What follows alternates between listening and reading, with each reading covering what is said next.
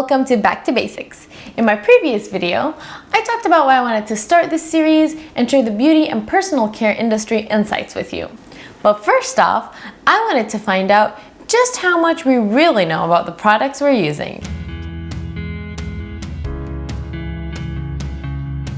I wear makeup on a daily basis, around 15 to 20 products. I think for beauty, I'll probably use around like 8 to 10 with like primers and foundation and like powders, that kind of stuff.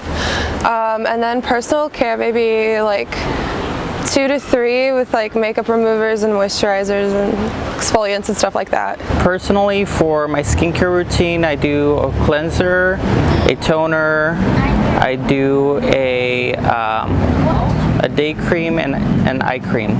I straighten my hair a lot, so I use heat protectant like right after I wash my hair. I think I do mascara and I do lipstick, like probably on a daily. And I use about 10 products a day. I wash my face, then I use serum, then my moisturizer, then my sunscreen, and after that I use all my makeup stuff like mascara for sure, foundation, and blush, lipstick, and everything. On average, women, men, and children are using 6 to 12 products daily. And depending on your line of work or lifestyle, it could be much more. I remember being on set once and the hairstylist used 7 products just for my hair. Add in skincare, body, fragrance, and makeup, I'd use 22 products in a single day. Oh no. Mostly for like shampoos, I don't get any sulfate shampoos, but other than that, no, not really. I look at the product name, but not really the ingredients.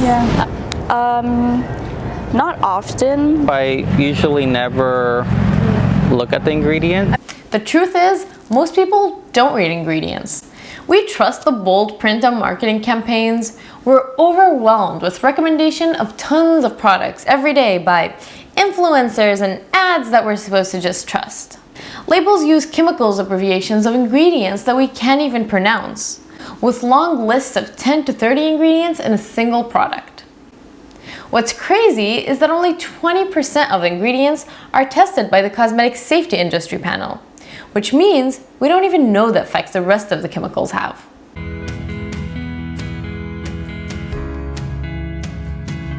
Probably like a 10th of that. I don't know. Half of them? Yeah. I'd say like roughly half. I'm guessing a lot of them. Probably more or less. I would say less. Maybe like 50? While Europe and other countries have banned the use of over 1,000 chemicals to be used in the beauty industry, the United States has only banned 11. Oh, so scary. yeah.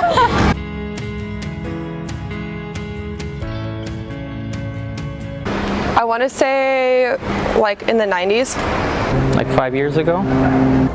I would say like over 10 years ago. Probably a few years ago. Last year? The United States actually hasn't passed a federal law governing the cosmetic industry since 1938. Oh. Pretty archaic. Oh, okay. 38, wow, okay. Totally. Yeah, of course. Actually, I know it's so important. Yeah. Yeah, absolutely.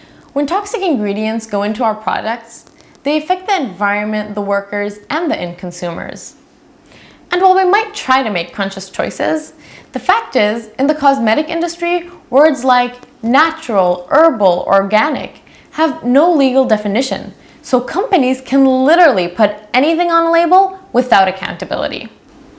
Some companies might claim that the toxic doses aren't high enough to harm you, but you know what? If you're using those products in combination with a lot of other products on a daily basis, then you know they're building up.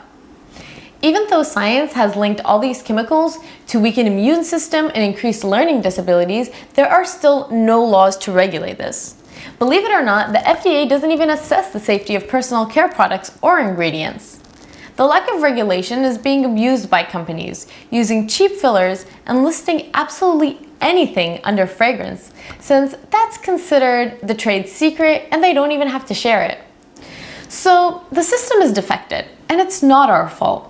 And while the real action is working on demanding that the Congress pass new laws giving the FDA the power to make sure our personal care products are safe and use precautionary principles, we can't underestimate the power of consumer awareness. With the pressure of a generation living the consequences of numerous health and environmental crises, companies are becoming more responsible and they're responding, and green chemists are on the rise because there are tons of alternatives. So instead of arguing on how much lead is safe to use, let's just avoid putting it in the first place. Let's turn problems into solutions by learning about ingredients, understanding labels, and choosing simple, clean alternatives. And since it's always better with a friend, make sure you share this video with them and stay tuned for my next episode.